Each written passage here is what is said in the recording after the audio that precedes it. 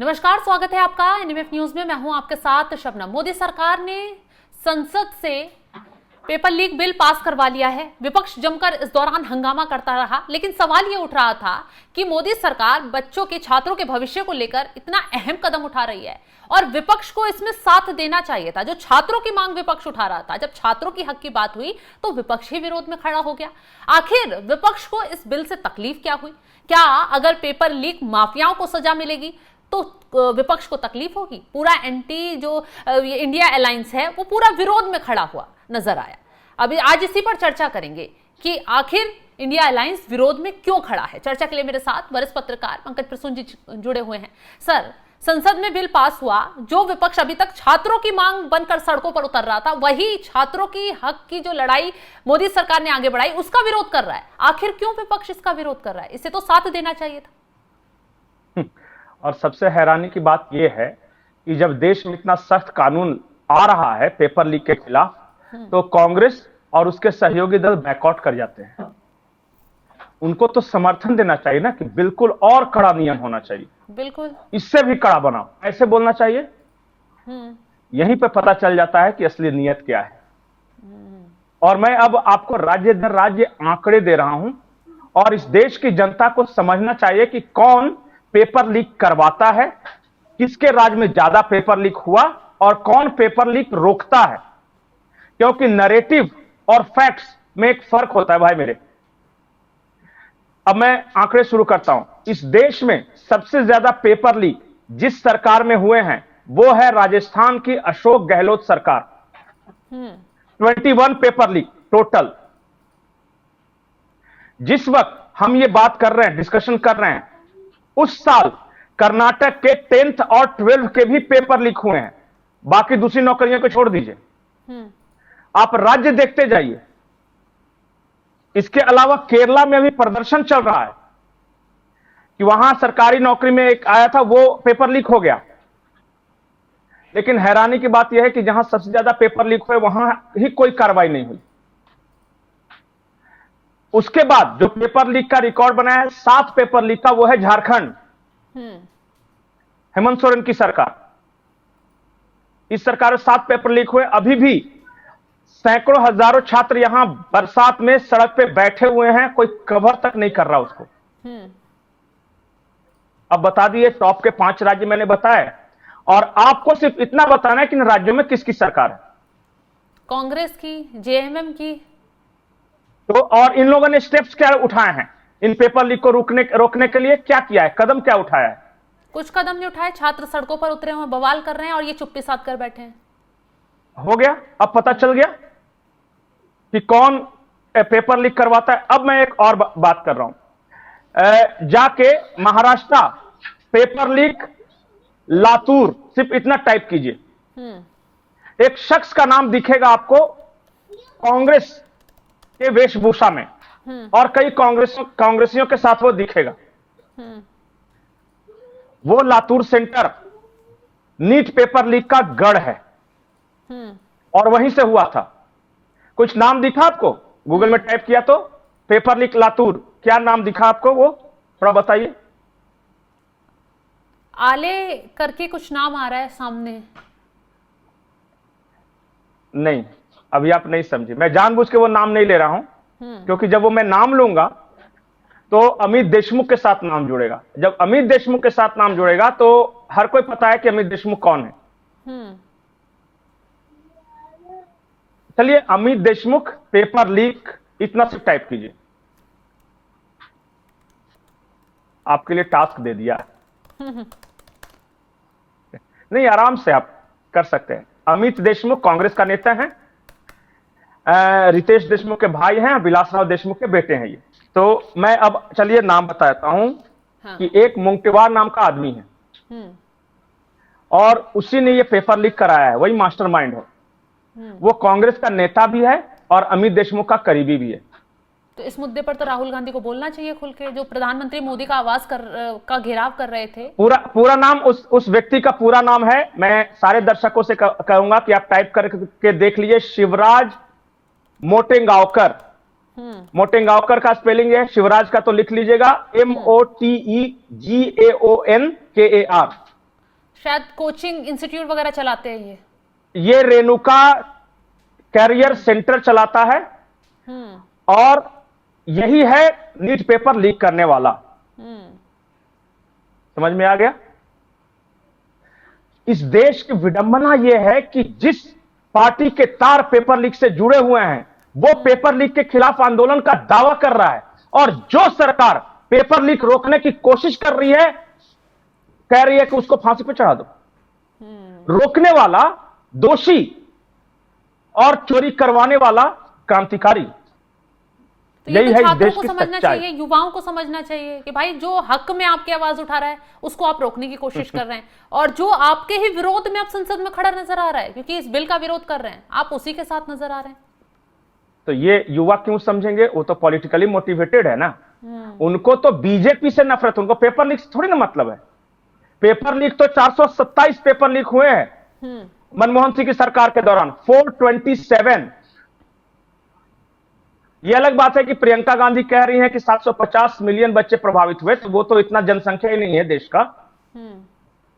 लेकिन सबसे ज्यादा पेपर लीक उन्होंने करा, उन्होंने कोई स्टेप नहीं उठाया। करने ना दो कोई चोरी। इस्तीफा हुआ, ना संसद में मुद्दा उठा, ना कोई बवाल, जैसे घेराव करने आप सड़कों पर पहुंच रहे थे उस दौरान तो कोई घेराव नहीं करा इन लोगों ने अपनी ही सरकार के। नहीं करेगा। कांग्रेस है इसलिए करेगा भी नहीं। पंजाब में पेपर लीक हुए इसलिए चर्चा नहीं है, झारखंड में हो गए इसलिए चर्चा नहीं है, केरल में है इसलिए चर्चा नहीं है, कर्नाटक में है इसलिए चर्चा नहीं है। जब तक कि बीजेपी नहीं आ जाती तब तक काय का क्रांति। मैं तो फैक्ट्स के साथ, नाम के साथ बता रहा हूं ना। बिल्कुल जाके मैं जो बोल रहा हूं जाके आप चेक कीजिए। और क्योंकि सरकार ने ज्यादा कड़े कदम उठाए हैं पेपर लीक के खिलाफ, इसलिए ये विरोध कर रहे हैं। ये लालू की पार्टी, मुलायम की पार्टी क्यों विरोध करिए? क्योंकि इनके राज में सबसे ज्यादा पेपर लीक, क्या खुलेआम चोरियां चलती थी। ठीक है पंकज जी, पेपर लीक इनके राज में हुए, उस दौरान कदम नहीं उठाए गए, ठीक है, तथ्य बता रहे हैं, आज भी नहीं उठा रहे हैं। लेकिन आज जब कदम उठाए जा रहे हैं तो आज क्यों विरोध? तो इसलिए तो मैं देश की जनता को बता रहा हूं कि आप पूछिए कि हमने तो भाई आंदोलन किया। छात्र पूछे कि सरकार ने कदम भी उठाए, रीनीट करा दिया, रिजल्ट घोषित कर दिया, बहुत अच्छा रिजल्ट हुआ, उसके बाद भी स्टेप्स उठा रहे हैं, धर्मेंद्र प्रधान का इस्तीफा ले लिया, कानून बना रहे, सब कुछ तो सरकार कर रही है। आप क्या कर रहे हो? आप उन कानूनों का विरोध कर रहे हो, इसका मतलब आप चोरी के साथ हो। मतलब दाल में कुछ काला है। दाल में काला नहीं, पूरी दाल ही काली है। इस देश में एक सिस्टम डेवलप किया गया, और फिर मैं जब उसे कांग्रेसी सिस्टम बोलता हूं तो बहुत सारे मित्रों को आपत्ति होती है। इस देश में एक भ्रष्टाचार का सिस्टम था कि आपको गैस सिलेंडर के लिए लाइन लगना होगा, खाता खुलवाने के लिए लाइन लगना होगा, आपको अनाज, एक बोरी यूरिया के लिए लाइन लगना होगा। वो लाइन लगने वाला सिस्टम हटा दिया मोदी सरकार ने, तो मोदी सरकार किसान विरोधी हो गई।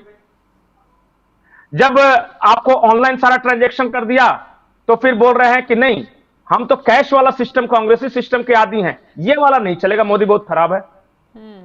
क्योंकि इससे क्या होता है, ऑनलाइन करते हैं तो सब कुछ पता चल जाता है ना, पारदर्शी हो जाता है, काला बाजारी खत्म हो गई। इस देश में कांग्रेस का सिस्टम था कि विदाउट टिकट चलना है ट्रेन में, उसके लिए मजिस्ट्रेट लगाओ, तो उसके लिए ये लगाओ।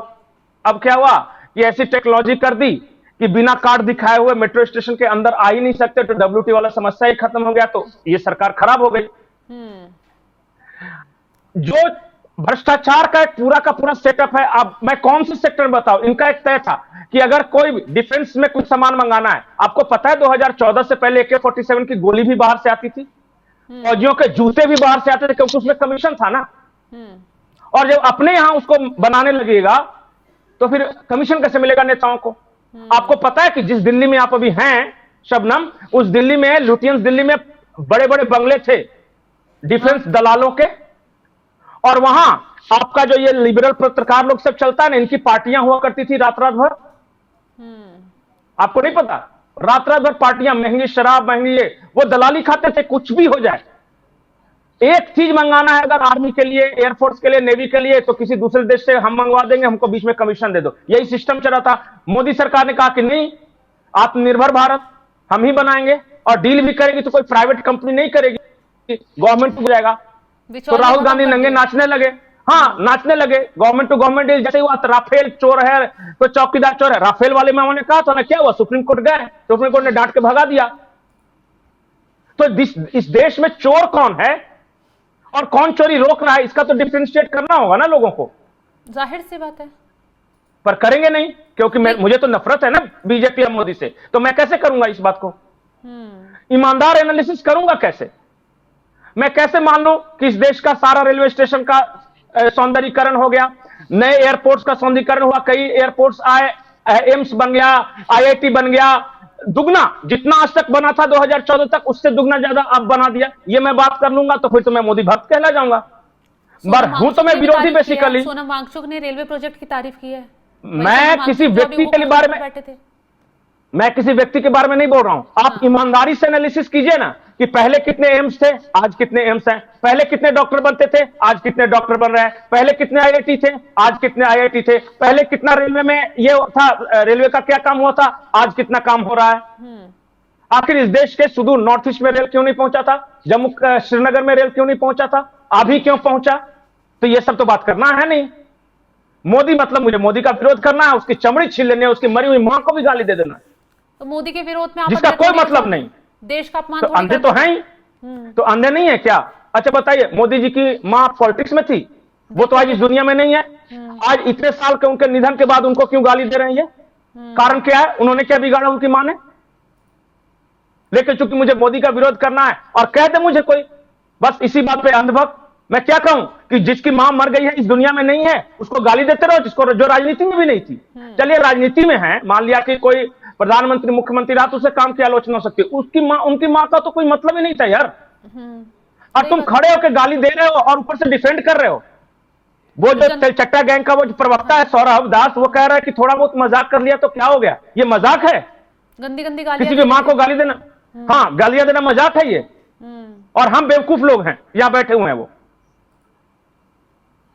खैर सही कह रहे पंकज जी, मोदी विरोध में ठीक है, विरोध कीजिए सरकार का, विपक्ष में है, लेकिन सही चीजों का विरोध कीजिए। ऐसे थोड़ी ना कि कोई बिल आ रहा है छात्रों के हक में, अरे मुद्दों का कर दो। एक बात बताइए, मुद्दों का विरोध करेंगे ना, बिल्कुल।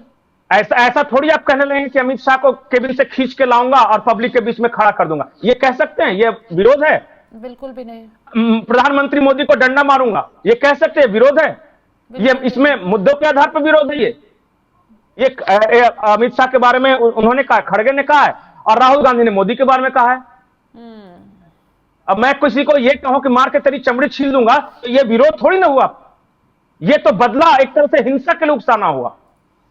ये तो हो गया नफरत की राजनीति में आप निचले स्तर पर गए। बोलेंगे कि मोहब्बत की दुकान खोल के रखाया, काम ये है।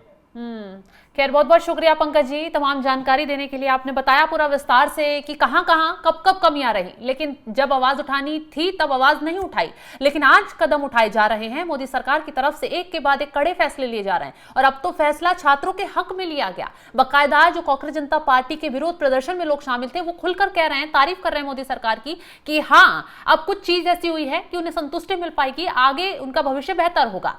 और देखिए कांग्रेस जिन छात्रों के लिए प्रोटेस्ट कर रही थी, उनके लिए ही विरोध में खड़ी हो गई संसद में।